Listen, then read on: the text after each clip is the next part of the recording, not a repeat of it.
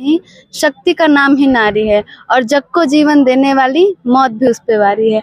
तो लड़कियां किसी भी कंडीशन में हो, लड़कियों को शुरू से एडजस्ट करना सिखाया गया है हर कंडीशन में। और रही बात भूख प्यास की भी, तो मोस्ट इम्पोर्टेंट चीज़ होती है बॉडी के लिए ऑक्सीजन। अगर वो अवेलेबल है तो हम काफ़ी दिन तक रह सकते हैं। और उसके बाद से माइंड, भूख प्यास में माइंड काम नहीं करता, वो बिल्कुल नहीं करना चाहिए। आदमी को पहले एक जगह अकेले बैठ के ठंडे दिमाग से सोचना चाहिए। उसके बाद से आपके प्रोटोकॉल्स वगैरह हैं, अगर फ़ोन भी कहीं अवेलेबल नहीं, कम्युनिकेशन के लिए कोई भी चीज़ नहीं है, तो आप उसके लिए कहीं पर भी पैदल चलना लोगों को आता ही है। जाके अपना कोई भी हेल्प के लिए कहीं पर भी हेल्पलाइन नंबर वगैरह हैं, और महिलाओं के लिए भी। और एक्सीडेंटल प्लेस कहीं पर भी हो, वहाँ पे अगर छेड़छाड़ की भी चीज़ें आती हैं लड़कियों के लिए, तो वहाँ डरना नहीं चाहिए लड़कियों को, क्योंकि आजकल के सबके मम्मी पापा पेरेंट्स सबने फ़ोन दिलाया है, सबके पास अवेलेबल होते हैं।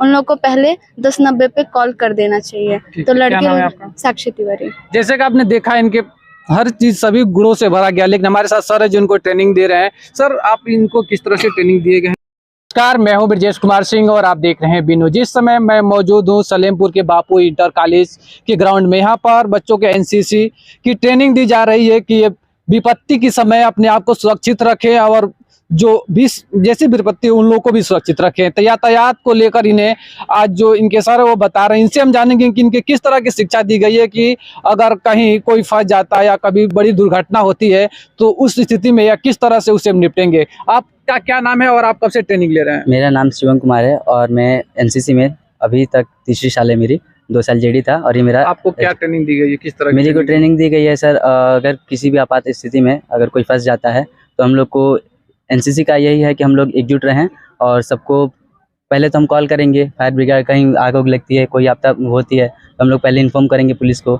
और जो हम लोग साथ में अगर टीम है तो हम दूसरे को भी वो पूरा वो करेंगे कि हम लोग के साथ आएँ और सबका सहयोग करें। ऐसी स्थिति हो जहां आप फंसे हो, दूर दूर तक कोई मदद करने वाला ना हो, अगर आपको किसी की जान बचाना तो उस स्थिति में क्या क्या करेंगे आप? उस समय हम अपना पूरा योगदान करेंगे, अपना पूरे प्रयास करेंगे कि हम कैसे भी करके उनकी मदद करें। चोट लगी हो, आप बताइए, अगर किसी स्थिति में कोई फंस गया, वहाँ चोट लगी हो, आप जो प्राथमिक उपचार है वो सुविधा उपलब्ध नहीं, तो उसके लिए आपको क्या शिक्षा दी, किस तरह से निपटेंगे? सबसे पहले जो मेरे पास सामान रहेगा, चाहे कुछ भी होगा सर, और पट्टी वट्टी उनको देखेंगे, पहले खून बहा उसको रोकेंगे, रोकने के बाद उसको पट्टी वहाँ पे लगाएंगे, जो भी होगा उसके बाद डॉक्टर के पास ले जाएंगे, उसका उपचार कराएंगे और उसके बाद देखेंगे, उसका देख रेख करेंगे। क्या नाम है आपका? Senior under officer Nitin Patel. से कुछ लड़कियां हैं, इनसे जानेंगे कि ये अपने आप को कैसे सुरक्षित रखें, क्योंकि महिला का सुरक्षित बहुत जरूरी। आप लोग एक लड़की रखेंगे। सबसे पहले तो हम लोग को ये हमेशा सिखाया जाता है कि खुद हमें अपने आप पर निर्भर रहना चाहिए और हमें हर एक मुसीबत का सामना खुद करना चाहिए, अपने ऊपर डिपेंड रहना चाहिए। कि हर जहां आजकल की दुनिया में कोई भी, बहुत सारी लड़कियों के साथ दुर्घटनाएं हो रही हैं, लेकिन हमें ये हमेशा सिखाया गया है कि अपने ऊपर पे भरोसा रखें और खुद अपने आप को बचाएं किसी से भी, और जहाँ दूसरों के साथ गलत हो रहा है उनको भी बचाने की कोशिश। कई बार ऐसा देखा जाता है कि लड़कियां डर जाती हैं और कठिनाई उसकी सामना नहीं कर पाती, उसके लिए आप लोगों को किस तरह से हिम्मत दी जाती है, क्या ट्रेनिंग है? उन लोग को हमेशा ये सीखना चाहिए कि कोई भी लड़कियां कमज़ोर नहीं हैं, उन्हें अपने ऊपर भरोसा रखना चाहिए कि वो लड़कियां कमज़ोर होती ही नहीं हैं। लेकिन ये अभी उन लोग को पता नहीं है कि लड़कियां कमज़ोर नहीं है, लेकिन वो बहुत मजबूत हैं और वो कुछ भी कर सकती हैं लड़कियां भी। रेशम अंसारी। जैसे कि आपने देखा, इन्होंने बताया कि लड़कियां कमजोर नहीं है और भी लड़कियां। मैं आपसे ये जानना चाहूंगा कि आप कुछ ऐसी स्थिति में है जहां आपको 2-3 दिन तक खाना पानी ना मिले, उसमें किस तरह से आप सर्वाइव कर पाएंगे? हम उस समय तो कुछ होगा ही, पानी पीने लायक उससे कुछ होगा। अगर उस समय वहाँ उपलब्ध ना हो तो उसके लिए आप किस तरह से अपने आप को सर्वाइव करेंगे, इसके लिए क्या ट्रेनिंग आपको दी गई है? उस समय हम मैक्सिमम हमको पानी की जरूरत होती है जीने के लिए, तो हम पानी सबसे पहले ढूंढेंगे। वहाँ पे पानी आसपास तो कहीं मिल ही जाएगा, तो पानी पियेंगे और उसके बाद कुछ ना कुछ करके तो हम उस रास्ते से निकल ही जाएंगे। क्या नाम है आपका? स्तुति यादव। जैसे कि इन्होंने हर विपरीत समय में रहने के लिए शिक्षा दी गई, मैं आपसे जानना चाहूंगा आपको किस तरह से ट्रेनिंग दी गई है, क्या बताया गया? ट्रेनिंग मीन्स कोई क्वेश्चन भी तो होना चाहिए ना। मतलब आपको किसी भी विपरीत समय या कहीं एक्सीडेंट हो गया, आप अकेली जा रहे हैं, उस तरह से किस तरह से आपको? पहली चीज, लड़कियों को हमेशा ये सोच के रहना चाहिए कि कोमल है पर कमजोर नहीं, शक्ति का नाम ही नारी है और जग को जीवन देने वाली मौत भी उस पे वारी है। तो लड़कियां किसी भी कंडीशन में हो, लड़कियों को शुरू से एडजस्ट करना सिखाया गया है हर कंडीशन में।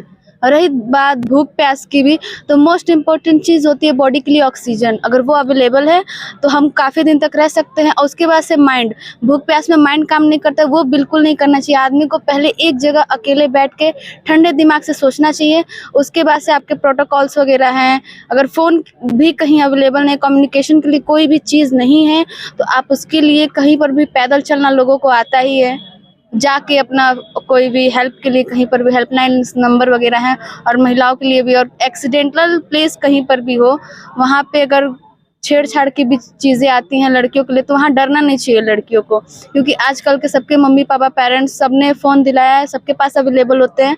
उन लोगों को पहले 1090 पे कॉल कर देना चाहिए। ठीक तो है, क्या नाम है आपका? लड़के, साक्षी तिवारी। जैसे कि आपने देखा इनके हर चीज सभी गुणों से भरा गया, लेकिन हमारे साथ सर है जो इनको ट्रेनिंग दे रहे हैं। सर, आप इनको किस तरह से ट्रेनिंग दिए गए हैं? आपने देश की सुरक्षा और अपनी नैतिकता के साथ एक आदर्श नागरिक लक्ष्य रखा गया है, और लक्ष्य के तहत ये कोशिश की जाती है कि एक ऐसा सुयोग्य नागरिक बने जो प्रत्येक क्षेत्र में सामाजिकता, नागरिकता, राजनीति, कोई भी ऐसा क्षेत्र नहीं है जिसमें नेतृत्व ना कर सके, इसके योग्य काबिल बनाने की कोशिश होती है। इनके लिए ट्रेनिंग दी गई, इनके भविष्य में और सरकारी इनके भविष्य के लिए सरकारी सर्विसों में और हर जगह जो है इन्हें भारत सरकार द्वारा या प्रत्येक विभागों द्वारा इन्हें कुछ एनसीसी कैडेट होने के कारण ABC सर्टिफिकेट धारण करने के कारण इन्हें वेटेज मिलता है, कुछ प्राथमिकताएं भी मिलती हैं।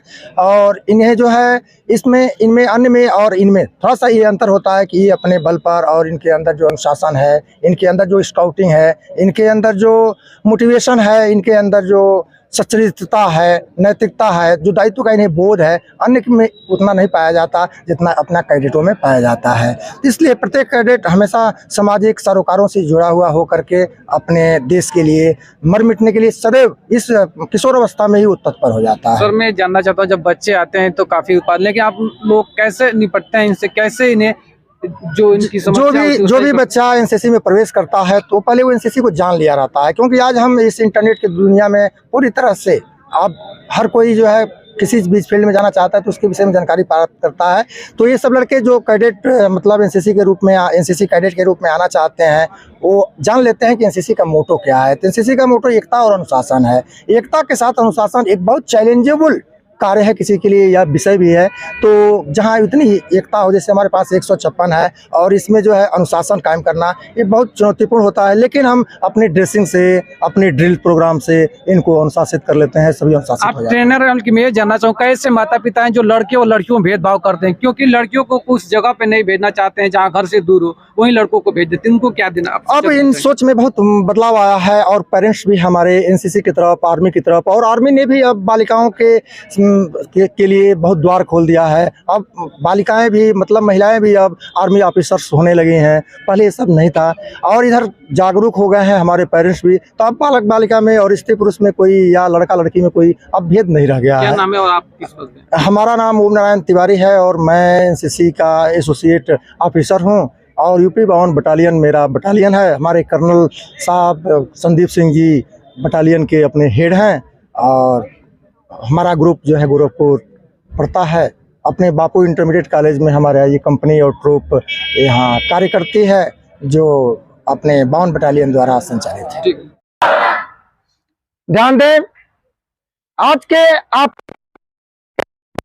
यातायात सुरक्षा और यातायात के नियम विषय को अंगीकार किया गया आज के टाइम टेबल में। आप सभी को मालूम है कि सड़क की बढ़ती हुई दुर्घटनाओं से अपनी सरकार, अपने लोग भी चिंतित हैं, नागरिक भी चिंतित हैं, लेकिन हम अपना अधिकार तो समझते हैं कि हमें चलना है, रोड मेरा है, लेकिन हम अपने दायित्व का कभी भी निर्वहन नहीं करते। नतीजतन आज विश्व स्वास्थ्य संगठन है, जिसमें यह बताया गया है कि 11,06,000 कुछ लोग प्रत्येक दिन क्या हो रहे हैं, हताहत हो रहे हैं आपके इस ट्रैफिक रूल तोड़ने के कारण और सड़क, जबकि आपके केवल भारत में उस पूरे दुर्घटना का, पूरी मौतों का 10% अकेले पूरे भारत में, तो आपकी जो भारत में जो दुर्घटनाएं हो रही हैं उसका 10% आपका सीधे 1 लाख से एवं हो गया आज के डेट में। जबकि भारत सरकार द्वारा नियम बनाया गया है कि आप सड़क पर चलें तो सड़क की सुरक्षा का ध्यान रखें। सड़क की सुरक्षा मतलब अपनी सुरक्षा, किसी दूसरे की सुरक्षा, वाहन न चलावें। साइकिलिंग करते समय साइकिलिंग वालों को भी ध्यान में रखें। और जो बड़ी गाड़ियां हैं उनका, हमारे पास आज जो पथवे है, जो इंफ्रास्ट्रक्चर है रोड का, जो हमारा सड़क का आधारभूत ढांचा निरंतर इतनी प्रगति पर है कि हमारा स्पीडोमीटर तो बढ़ रहा है, लेकिन हमारे नियम और कानून भी सख्त हो रहे हैं बावजूद इसके। तो मिलते हैं फिर एक नई खबर और नई जानकारी के साथ, तब तक के लिए नमस्कार, जय हिंद।